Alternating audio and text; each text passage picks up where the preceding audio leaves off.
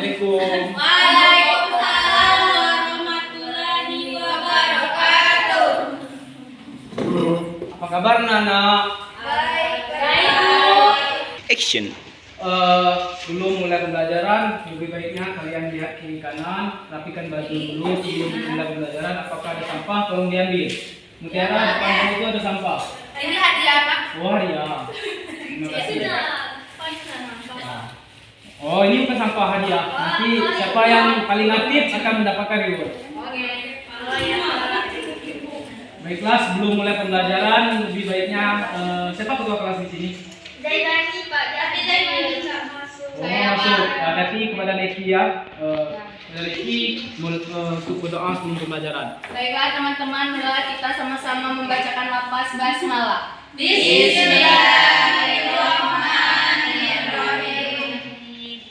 Baiklah, sudah tadi membaca doa, Bapak akan absen kehadiran murid kita pada hari ini. Neki, Kamila, Nisa, Nelvi, Mutiara, Nabila, hadir semua ya? Siapa yang tidak hadir? Zai bu. Sedikitnya hadir. Berarti jiwa. Bapak ada bikin nasihat. Kalau ada kawan-kawan, masukkan akan nasihat. Kalau ada kawan-kawan kamu yang sakit atau gimana susah, kalian bantu. Karena disitulah kalian mencari amal jariah kalian. Kita tidak tahu, mungkin dia tidak ingin menyampaikan apa yang dia merasakan kini. Tapi dengan begitu kita menjenguk atau melihat dia pada saat itu, mungkin dia merasakan kebahagiaan. Di sini tujuan pembelajaran kita nanti memahami atau mengertikan makna dhamma dalam kehidupan prinsip Islam, menyebutkan dan menjelaskan jenis-jenis dhamma, yang ketiga mengimplementasikan atau mencontohkan apa itu dhamma. Itu tujuan pembelajaran kita pada hari ini. Baiklah, sebelum Bapak mulai pembelajaran kita dengan waktu tadi, siapa yang mengingat pembelajaran kita kemarin? Jinayah. Apa itu jinayah? Siapa yang masih ingat? Kemudian Niki untuk mengulangi kembali. Perbuatan dosa seperti pembunuhan, penganiayaan, pemerkosaan dan lain-lain. Tindak kejahatan. Oh, jinayah itu tindak kejahatan. Baiklah, sepertinya kalian tidak fokus. Bapak lihat kalian tidak fokus. Lebih baiknya kita bermain. Kalian silakan berdiri. Kursi disisihkan ke samping, stretching terlebih dahulu. Apa Pak? Bermain.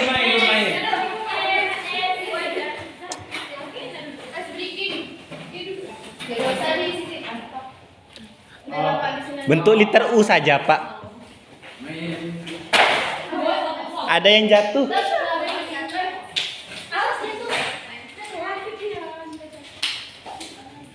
Artinya kalian tadi capek telah mempelajari materi pada guru lain tadi, materi fikih, akidah halal, sekali. Baiknya kita hari ini bermain.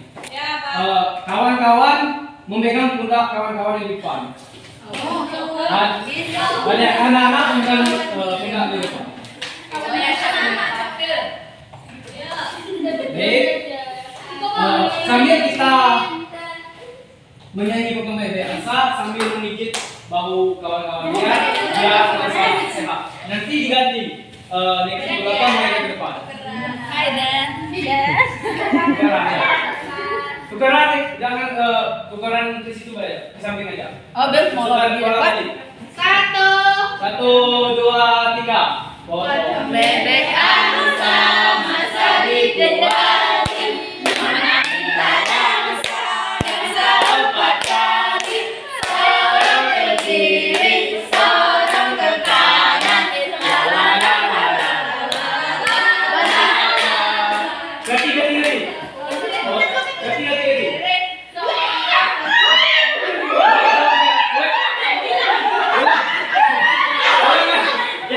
Ulang.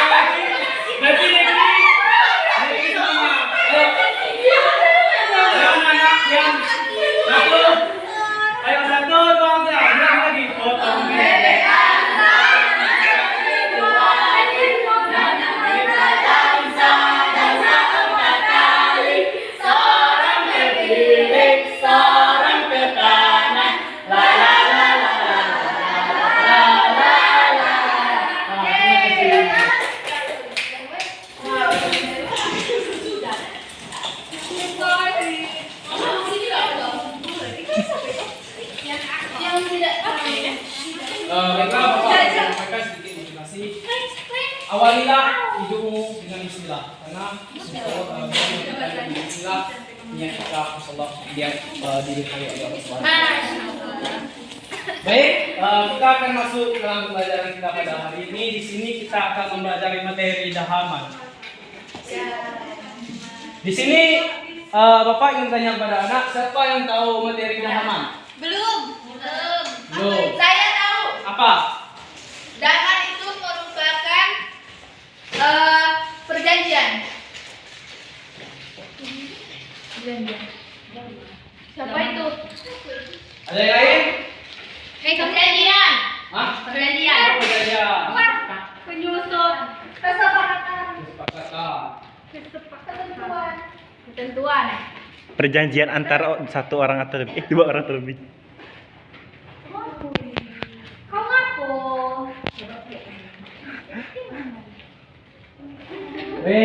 Ini benar semua. Baiklah. Bapak akan sedikit menjelaskan apa itu pengertian dahaman. Dahaman adalah suatu ikrar atau lapas yang disampaikan berupa perkataan atau perbuatan untuk menjamin pelunasan hutang seseorang. Dengan demikian, kewajiban membayar hutang atau tanggung itu berpindah dari orang yang berhutang kepada orang yang menjaminkan pelunasan hutang. Maksudnya ada yang mewakili atau akan melunasi hutang atau misalnya salah satu orang meninggal yang akan dibayarkan anak-anaknya. Di sini berpindah pada orang lain kan. Pada dasarnya secara bahasa daman adalah itu kepala. Ya. Yang memiliki arti jaminan. Jaminan ya. Jaminan. Yang diberikan oleh penanggung, yang diberikan seorang penanggung jaminan tadi kepada orang yang akan meminjam, kepada pihak ketiga atas kewajiban yang harus ditunaikan pihak kedua. Pertanggungjawaban, jaminan pertama, kedua pertanggungjawaban. Di sini adapun pengertian menurut kamus istilah fikih adalah akad yang mengandung perjanjian seorang kepada orang lain untuk memenuhi kewajiban yang harus ditunaikan dalam menghutang, dan demikian kewajiban bayar hutang atau tanggung jawab itu berpindah dari orang lain ke orang tersebut. Di sini apa yang tahu tadi apa pengertian daman? Saya. Apa? Jadi daman itu merupakan suatu akad perjanjian yang dimana kedua belah pihak itu yang daman itu memiliki beberapa macam. Jadi di dalam daman itu salah satunya itu kafalah yang akan dipelajari minggu depan. Itu merupakan suatu perjanjian yang dimana kita itu memberi jaminan kepada orang lain, tapi itu bukan berbentuk barang, tapi berbentuk orang yang kita jaminkan untuk pengalihan tanggung jawab. Ya, benar. Itu pengertian daman yang nggak akan ada nanti minggu depan Bapak akan menjelaskan dari kata kepala juga. Di sini ada dasar hukumnya tentang dahaman. Dalam dasar hukumnya itu Al-Quran dan Sunnah. Jadi ada yang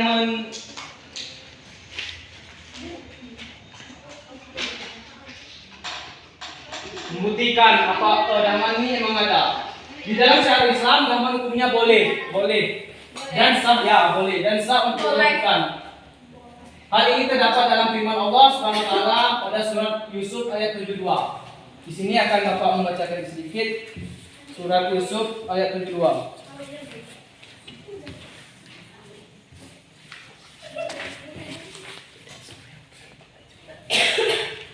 Baiklah, Bapak akan membacakan surat Yusuf ayat 72 itu yang berbunyi A'udzu billahi minasyaitonir rajim. Bismillahirrahmanirrahim. Qalu naqidus suwa'a maliki wa liman jaa'a bihi hilu bi'irin wa anna bihi zimun. Yang artinya mereka menjawab, kami kehilangan piala dalam kurung tempat minum raja, dan siapa yang dapat mengembalikannya akan memperoleh bahan makanan seberat-beratnya. Bahan makanan itu bentuk utang, atau dan jaminan lain itu yang memperkuatkan dahaman ini ada dalam Al-Quran surat Yusuf ayat 72. Baiklah, Bapak akan Baiklah, Bapak akan menceritakan dikit tentang dahaman ini. Jibril radhiyallahu anhu menceritakan seseorang laki telah meninggal dunia dan kami telah memandikan dengan bersih, kemudian kami kapani. Pada saat zaman Rasulullah SAW, ada seorang laki-laki meninggal dunia, memandikan dengan bersih, kemudian kami kapani. Lalu kami bawa kepada Rasulullah SAW. Kami bertanya kepada beliau, apakah Rasulullah akan mensolatkannya? Sahabat bertanya kepada Rasulullah SAW, apakah Rasulullah akan mensolatkannya? Rasulullah bertanya, apakah ia mempunyai hutang? Kami menjawab ya, 2 dinar. Rasulullah kemudian pergi dari situ. Berkatalah Abu Qatadah, 2 dinar itu tanggung jawabku. Karenanya Rasulullah SAW bersabda, sesungguhnya Allah telah menunaikan hak orang yang memberi hutang dan sini main akan terlepas dari pertanggungjawaban. Itulah yang dimaksud tadi akan yang menggantikan pembayaran tersebut. Rasulullah SAW lalu mensolatkannya. Pada keesoknya harinya beliau bertanya kepada Abu Qatadah tentang 2 dinar itu dan dijelaskan bahwa ia telah melunasi. Rasulullah SAW bersabda, sekarang kulitnya telah sejuk. Rasulullah. Jadi apabila kita dalam hutang-hutang itu ada yang akan mewakili apabila kita sudah meninggal. Misalnya Bapak sudah meninggal tapi Bapak punya anak. Bapak punya hutang kepada kalian, nanti anak saya boleh membayarkan hutang kepada kalian. Itu dipertanggungjawabkan oleh seorang anak. Itulah harta yang dia miliki, dia akan dibayar oleh anak. Nah, di sini ada rukun dan syarat dalam daman tadi. Di sini rukunnya ada 5. Pertama, ad-damin, orang yang menjamin. Ad-damin ini disarankan sudah balik, bahkan mereka mengolah harta bendanya dengan anak orang yang hilang dan orang yang di bawah kemampuan tidak dapat menjadi penjamin. Selanjutnya ada al-mahmud lahu, orang yang berhutang. Selanjutnya ada al-mahmud anhu, orang yang berhutang. Keempat ada madhud bil, objek jaminan. Yang kelima ada sikhat atau lafaz, pernyataan yang diucapkan oleh pihak penjamin disyaratkan mengandung makna menjamin dan tidak mengandung kepada suatu dan tidak berarti sementara. Baiklah, Bapak akan menjelaskan tentang macam-macam dahaman. Nah, siapa yang tahu macam-macam dahaman di sini? Tidak. Dahaman itu ada 5 macam. Ada dahaman bil almal, ada dahaman bil nafas al-naf, ada dahaman bil ataslim, ada dahaman al-munajah, ada dahaman al-muhalak. Di sini macam-macam dahaman ini berbeda-beda pengertian. Di sini dahaman bil almal, dahaman bil almal adalah bentuk jaminan berupa pembayaran barang atau pelunasan hutang. Bentuk ini merupakan sarana yang paling luas bagi bank untuk memberikan jaminan kepada para nasabah dan imbalan tertentu. Ini sering digunakan di bank. Selanjutnya dahaman bil anak. Dahaman bil anak ini jaminan dari diri dari si penjamin. Dalam hal ini bank dapat bertindak sebagai juridikal persatu yang dapat memberikan jaminan untuk tujuan tersebut. Misalnya ada sertifikat mobil untuk meminjamkan duit untuk membuatkan usaha.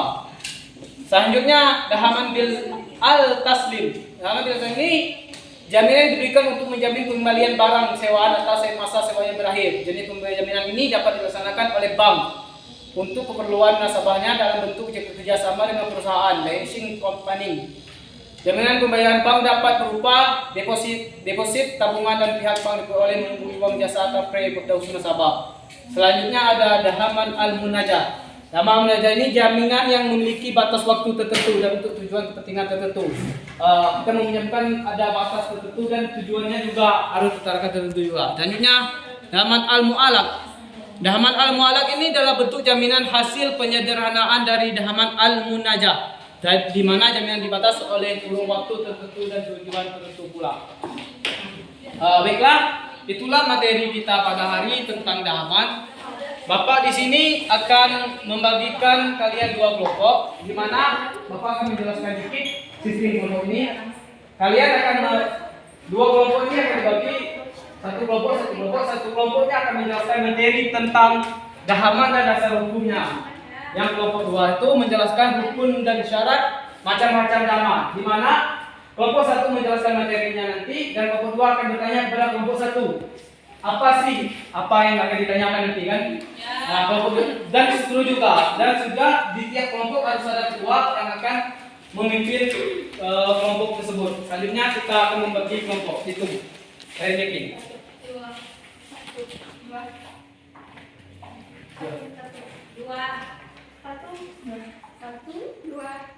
Kain.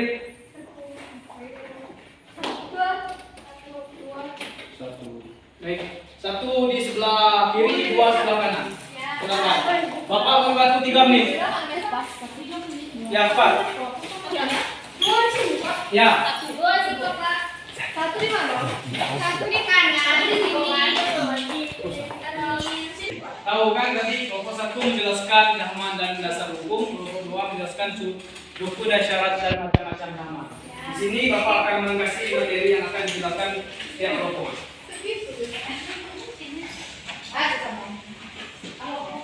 Ya, pada kelompok 1 Bapak silakan untuk menjelaskan nahman dan syarat tadi pada hukumnya kepada kelompok 2.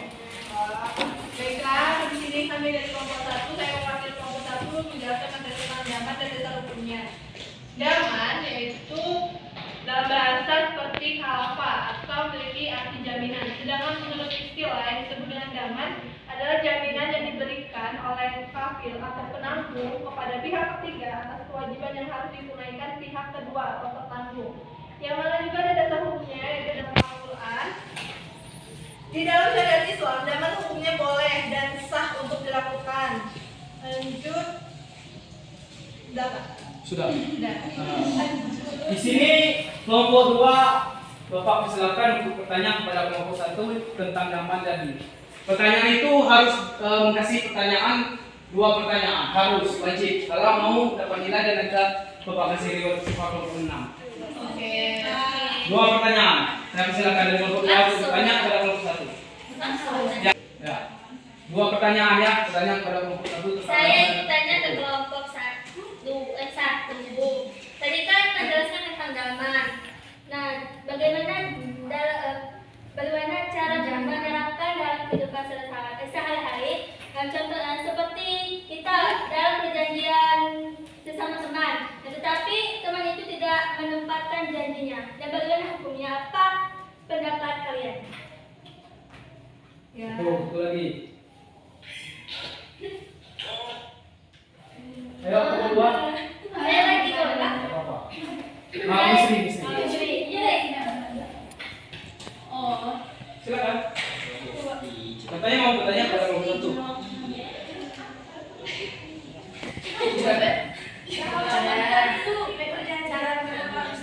Ya, yang bertanya ke kalian. Ya, saya dulu ke Bapak di perjanjian. Bapak terus kalau ada apa tuh? Apa? Dasar hukum. Bapak, ada jaminan. Saya ingin bertanya ke kelompok 1. satu. Kan harus ada jaminan. Kata Bapak tadi itu contohnya itu anak. Jangan kalau gitu tidak ada anak. Bayar besar itu coba dulu. Terima kasih. Jadi dari kelompok 2 sudah kasih pertanyaan kepada kelompok 1 2 pertanyaan.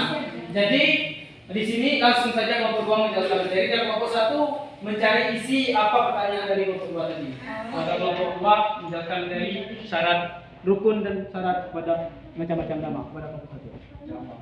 Oke, di sini ada dasar hukum. Dasar hukum zaman itu dapat dilihat dalam Al-Quran dan Al-Sunnah sebagai berikut. Dari Al-Quran itu diambil dari Quran surat Yusuf ayat 72 yang mana artinya penyeru-penyeru itu berkata, kami kecuali dialah raja dan barang siapa yang dapat mengembalikannya maka ia akan memperoleh bahkan makanan seberat beban unta dan aku yang menjadi syaratnya.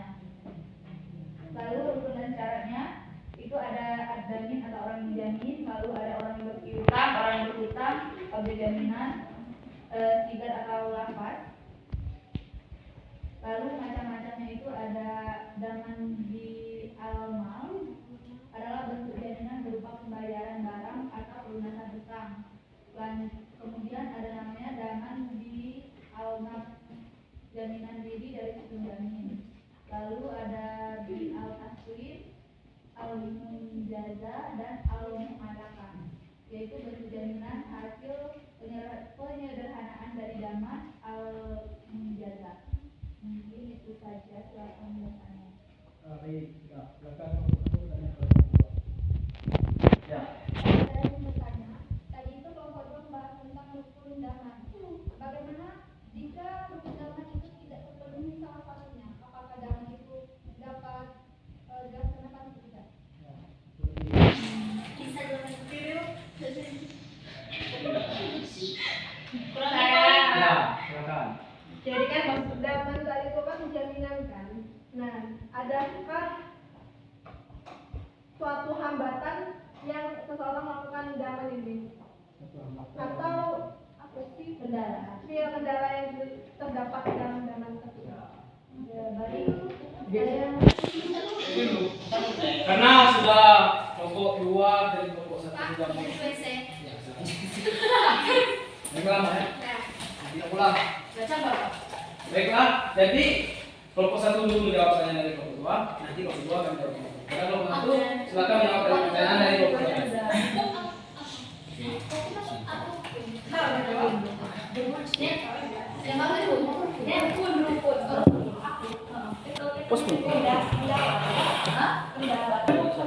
Ya.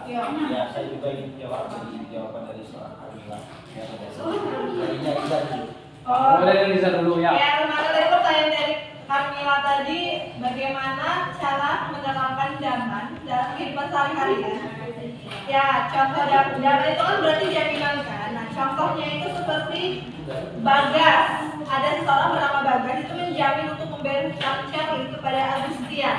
Maka Agustian boleh menagih kepada Bagas karena dia memiliki hak untuk menagih utang tersebut kepada Bagas, dan Bagas haruslah melunasi utangnya itu yang dijaminnya jika telah jatuh tempo. Mungkin ada rekan saya yang ingin menambah. Ya, yang jelas Pak sudah terjawab sudah. Pakai ini ya, di Kamila ya sudah terjawab sudah. Nah, ya kan. Cuman di sini sedikit menambahkan sedikit ya Pak ya. Jadi apa yang disampaikan oleh saudara Neriza ini, salah satu contohnya adalah utang piutang. Nah, di mana 2 orang ini dalam terlibat yaitu harus benar-benar memahami dari suatu perjanjian tersebut. Nah, jadi tidak ada hukum tolak belakangnya. Kalau nanti di dalam perjanjian itu toh akan terjadinya tidak kesesuaian dalam perjanjian tersebut atau kesepakatan tersebut, maka sah-sah saja. Oke, ya. Misalnya kelompok 2 akan menjawab dari pertanyaan dari kelompok 1. Oke, baik, saya akan menjawab pertanyaan dari Novina. Bagaimana jika di rukun dan syarat daman ini ada hal yang tidak ada kan? Nah, maka di dalam terjadinya proses akad daman itu harus ada orang yang menjamin, harus ada orang yang berpiutang. Sebenarnya rukun yang kamu ambil ini bukan rukun dari daman. Daman itu jaminan yang memiliki beberapa jenis. Sebenarnya ini adalah materi kepala. Karena materi daman ini bersangkutan dengan materi kepala. Seharusnya materi daman gabung dengan materi kepala. Minggu depan dijelaskan lagi itu dia. Tadi seharusnya untuk rukun ini untuk syarat-syaratnya lebih spesifik kan, itu per tema gitu kan. Tapi tidak apa-apa jika rukun itu tidak ada. Nah, misalnya orang yang berhutang tidak ada orang yang berhutang. Tapi kan jawaban yang di sini kan daman itu merupakan jaminan. Jika tidak ada hilang satu misalnya dari rukun, misalnya objek jaminan, misalnya tidak ada uang atau dia menggadaikan sepeda motor kan, hilang objek jaminan. Berarti akad dari daman itu tidak terlaksana. Maka rukun dari syarat itu harus ada dari beberapa poin, misalnya ada 5 kan, berarti dari 5 ini harus ada. Jika satu tidak, maka akad daman itu tidak akan terlaksana. Mungkin itu saja. Gimana? Sudah terima. Jadi selesai diskusi kita. Nanti Bapak akan meminta kepada kelompok 1. Nah, kelompok 1 dan kelompok 2 satu-satu orang untuk menyampaikan kesimpulan yang dia dapat. Pada kelompok 1 saya Bapak suruh menyampaikan kesimpulan juga. Baik, daman adalah suatu ikrar atau lafaz yang disampaikan berupa perkataan atau perbuatan untuk menjalin pelunasan hutang seseorang. Pada dasarnya dasar hukumnya itu dapat dilihat dalam Al-Quran dan As-Sunnah sebagai berikut, itu ada hukumnya adalah boleh dan sah untuk dilakukan. Hal ini terdapat dalam firman Allah dalam surah Yusuf ayat 72. Coba. Selanjutnya kedua menjelaskan apa kesimpulan yang didapat dari tadi. Nah, jadi secara moral keseluruhan tidak dapat diambil bahwa daman itu adalah jaminan. Dasar hukumnya itu bisa dilihat di Al-Quran, Quran surah Yusuf ayat 72. Lalu rukun dan syaratnya itu ada 5. Itu ada orang menjamin, orang berpiutang, berhutang, jaminan, dan ada sigar atau lafaz. Lalu macam-macam daman itu ada bi al-mal, bi al-nafs, bi al-taslim, bi jaza, al-mumalamah. Terima kasih kepada murid-murid telah melaksanakan diskusi dengan sebaik ini. Inilah bentuk diskusi. Kalian akan melanjutkan kuliah nanti kan. Ini kan kalian kelas 10 SMA kan. Nanti kalian akan melanjutkan kuliah, akan melaksanakan diskusi ini di kuliah-kuliah. Nah di sini Bapak ada reward dikit pada setiap kelompok, pada ketuanya silakan maju. Ya, kelompok 2. Saya kelompok 2, Pak. Maju lah. Ini kelompok 1, ini kelompok 2. Coba. Ya. Silakan anak-anak Bapak duduk kembali seperti biasa. Baiklah, di sini Bapak ada soal untuk dikerjakan di rumah, akan dikumpulkan di depan kepada 14 nanti Bapak suruh kasih kepada teman-teman. Baiklah, selesai pembelajaran kita pada hari ini. Apabila Bapak ada salah, Bapak minta maaf karena itu datang dari mulut Bapak, karena setiap manusia memiliki kesalahan yang kehilafannya. Tolong dimaafkan. Sebelum menutup pembelajaran, kepada kelas untuk membacakan doa untuk pembelajaran agar kita diberkahi oleh Allah SWT. Pada kelas saudara-saudariku dan teman-teman sekalian, sebelum kita tutup pembelajaran pada hari ini, alangkah baiknya kita berdoa dengan baca doa kafaratul majid. Mas,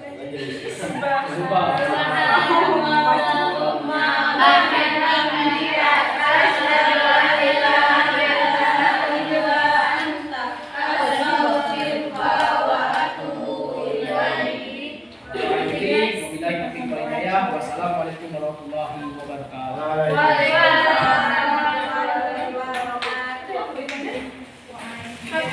Berarti,